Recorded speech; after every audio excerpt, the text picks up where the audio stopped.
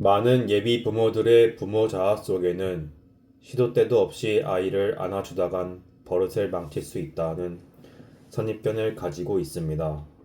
신참내기 엄마가 아이를 토닥여줄 때마다 이런 기록 테이프가 엄마의 행동을 막는다면 엄마의 내면에서 어떤 충돌이 벌어질지 분명합니다.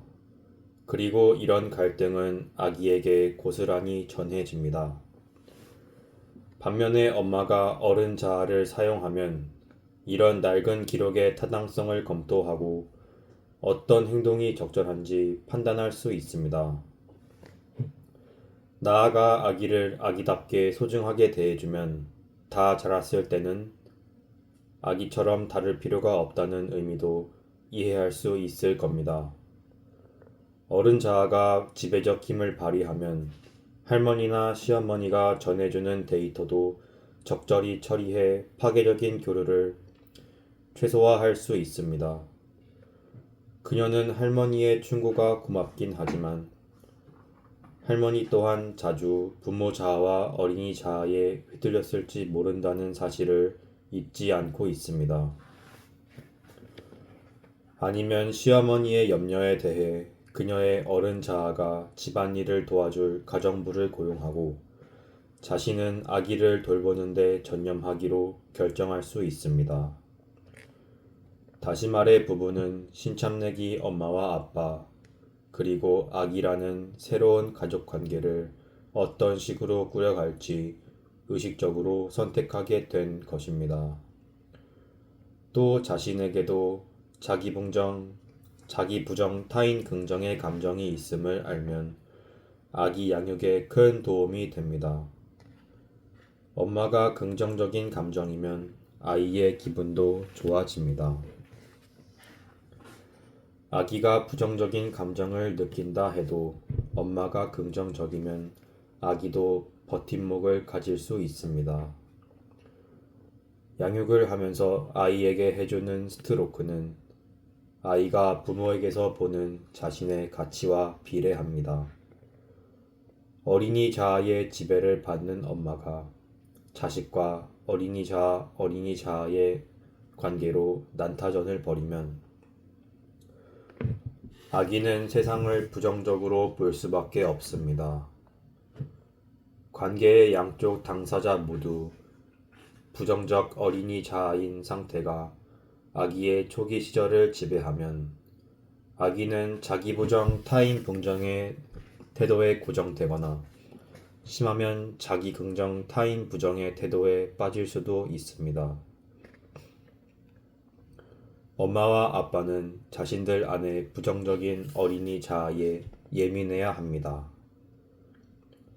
부모가 민감성과 인식력, 그리고 PAC 같은 수단을 양육에 적용하기 위한 관심을 키우지 않으면 부정적인 감정 상태의 악영향이 아이에게 퍼지거나 깊어지는 것을 막을 수 없습니다. 엄마의 어린이 자아가 강한 부정성에 휩싸여 있으면 마찬가지로 부정적 어린이 자아가 있는 아기도 고집을 피우고 말을 안 듣고 뻗대는 행동을 할 것입니다. 그렇게 되면 엄마도 다시 부정적인 어린이 자아로 대응하기 마련입니다. 결국 사태는 갈수록 악화되어 엄마는 과거 기록 회로에 따른 퇴행적인 행동과 고성이 오가는 내 것이 더 좋아 게임을 돌입할 겁니다. 그리고 이 게임의 승자는 내가 더 커를 무기로 삼는 엄마입니다. 아이가 어른 자아를 발휘할 때에만 효과적인 삶의 방법을 익힐 수 있는 건 사실이지만 아직 어린아이여서 세상을 본 적도 없는데 어떻게 어른 자아를 기르는가 라는 의문이 들 수도 있습니다. 아이들은 모방으로 배웁니다. 그러니 아이가 자체 회로에 힘을 키워서 어른 자아를 발전시키려면 부모가 본보기를 보이는 것이 가장 좋은 방법입니다. 어린이 자아에 휩싸여 분노를 폭발시키려던 부모가 마음을 가라앉혀 자신의 어린이 자아를 통제하고 어른 자아에서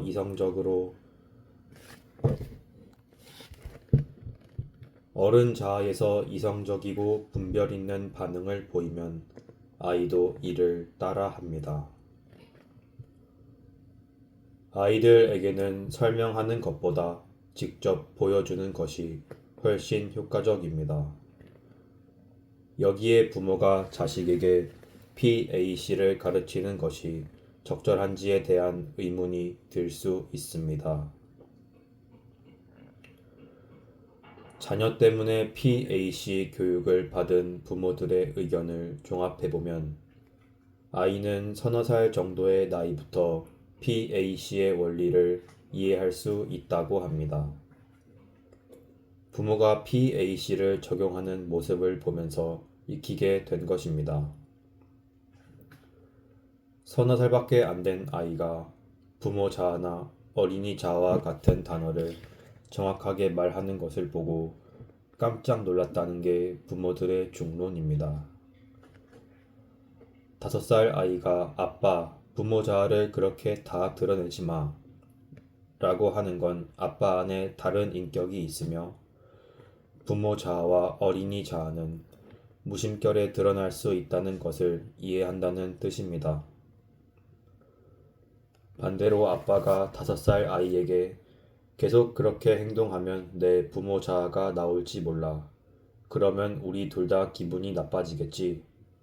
라고 말하는 건 아이와 아빠 둘 다 감정적 흥분 상태여서 사태가 악화될 수 있으니 어른 자아를 유지하자는 권유입니다. 아빠가 고함을 지르면서 또 한 번 그런 짓 했다간 엉덩이 맞을 줄 알아 라고 말하면 이런 어른 자아의 교류는 일어날 수 없습니다. 사실 아빠의 고함은 아이의 컴퓨터를 완전히 차단시켜 아이는 자신이 하는 짓의 잘잘못을 따져보기는커녕 엉덩이를 맞는다는 사실에만 빠질 수 있습니다. 이렇게 되면 유익한 교육은 사라집니다. 아마도 아빠는 자신의 아빠인 할아버지에게 그런 식의 말을 들었을 겁니다. 대를 이어 나타나는 악순환입니다. 여기서 특별히 명심해야 할 것이 있습니다. 자녀가 어린이 자아에 사로잡혀 있을 때 부모가 PAC를 말하면 아이는 그것을 어른 자아가 아닌 부모 자아로 듣습니다. 결국 모든 내용이 아이의 부모 자아 데이터에 입력되면서 어른 자아의 교류를 낳는 수단인 PAC의 유용성은 크게 망가집니다. 화가 나서 아드레날린이 치솟은 아이에게는 PAC를 가르쳐 봤자 소용없습니다. 서로 흥분한 상태에서는 그냥 어른 자아로 있는 것이 답입니다. PAC는 아이가 스스로 아하 하고 깨닫는 순간 그 경험을 데이터로 간직하게 하면서 교육적으로 사용할 수도 있습니다. 이렇게 적절한 때에 PAC 어휘를 사용하게 되면 아이는 상황을 주도하려고 자신의 유일한 무기인 감정에 휘둘린 모습을 보이는 대신 자신의 느낌을 조리 있게 표현하는 법을 배울 수 있습니다. 아이의 어른 자아 발달을 가로막는 온갖 난공불락의 장벽들이 있다는 사실을 감안하면 오늘날 비합리적이고 외골수인 사람이 그토록 많다는 것도 놀라운 일이 아닙니다. 아이의 어른 자아를 키우려면 아이의 호기심에 주목해야 합니다. 아이가 뭔가에 호기심을 보이면 어른 자아가 발달하고 있다는 신호입니다. 부모는 세심함과 통찰력을 발휘해 아이의 이런 호기심을 보호하고 충족시켜줘야 합니다. 하지만 끝도 없이 쏟아져 나오는 아이의 호기심을 일일이 세심함과 통찰력으로 대하기란 결코 쉬운 일이 아닙니다. 부모가 어른 자아에서가 아니라 먼저 부모 자아와 어린이 자아로서 반응을 보이기 때문입니다. 부모는 어른 자아를 통해 구식의 데이터에서 벗어날 때 인내심과 친절함, 배려 등의 긍정적 태도가 자신의 선택에 달린 것임을 이해할 수 있습니다. 부모는 양자택일을 해야 합니다. 의식적으로 감정을 내려놓고 아이의 어른 자아가 발달하도록 아이의 호기심을 만족시켜 주거나 아니면 수세대 동안 부모들이 그래왔듯이 자기 정당화에 사로잡힌 부모 자아의 낡은 데이터에 지배당해서 아이의 호기심에 찬물을 끼얹고 공포심을 조장하거나 철학자가 모든 교류에 반사적으로 다음에 올 행동은 뭐지? 라는 질문을 던졌듯이 부모들은 무슨 일이 어떻게 벌어졌지? 라는 질문을 반사적으로 던져야 합니다. 처음에 어떻게 시작했지? 누가 뭐라고 한 거지? 아이들이 아이들이 보이는 반응은 어떤 자극을 받았느냐에 따라 달라집니다. 적절한 질문을 던지고 아이의 대답에 귀를 기울이면 문제의 근원에 빠르게 이를 수 있습니다. 어린 딸이 엄마에게 와서 울음을 터뜨릴 때 엄마는 두 가지 일을 해야 합니다. 하나는 딸 아이의 분노한 어린이 자아를 달래주는 것이고 다른 하나는 아이의 어른 자아가 작동하게 하는 겁니다. 누군가 우리 딸 기분을 망쳤나 보네. 많이 속상하겠구나. 그래, 그럴 때는 우는 게 좋을 수도 있어. 자, 이제 무슨 일이 있었는지 말해줄래? 누가 뭐라고 했기에 우리 딸 기분이 이렇게 상했을까? 엄마가 이렇게 말하면 안심한 아이는 무슨 일이 있었는지 자세히 털어놓습니다. 이제 엄마와 딸은 어른 자와 어른 자아의 대화를 나누게 됩니다. 이따금 우리는 아이들이 서로를 이용하는 모습을 봅니다. 가령 언니가 10원짜리 동전이 더 커 라고 말하면서 자신의 10원짜리 동전을 동생의 50원짜리 동전과 바꾼다고 가정해 봅시다. 부모는 못된 짓을 했다며 언니를 꾸짖는 대신 아이가 이걸 어디서 배웠지? 라는 질문을 자신에게 던져야 합니다.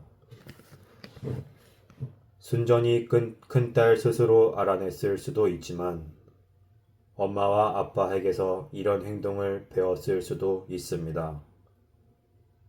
부모가 얕게 굴어야 돈 벌어 혹은 돈이 사람보다 훨씬 중요한 것이라는 태도를 보였을 가능성도 있습니다. 우리는 어른의 가치관과 관련해서 내린 결정이 아이들에게 쉽사리 반영된다는 사실을 자주 잊어버립니다. 앨런 스미스는 9살 여자아이가 쓴 이야기를 들려주었습니다. 옛날에 클라리스 낸시 이모젠 라로즈라는 소녀가 살았어요. 소녀는 대머리였고 발도 컸어요. 하지만 엄청난 부자여서 일생을 편하게 살았어요. 어른 자아는 좀 전에 무슨 일이 있었던 거지? 라는 질문 외에 여기서 고려해야 할 중요 사항이 뭐지? 라는 질문도 던집니다. 부모 자아는 아이가 어떤 행동을 해야 하고 어떤 행동은 하지 말아야 하는지 수많은 이유들을 만들어냅니다.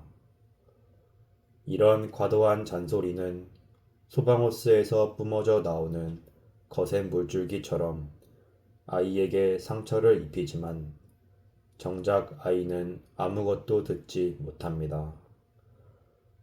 하지만 신중한 어른 자아는 온갖 이유가 아니라 가장 중요한 이유만을 내놓습니다.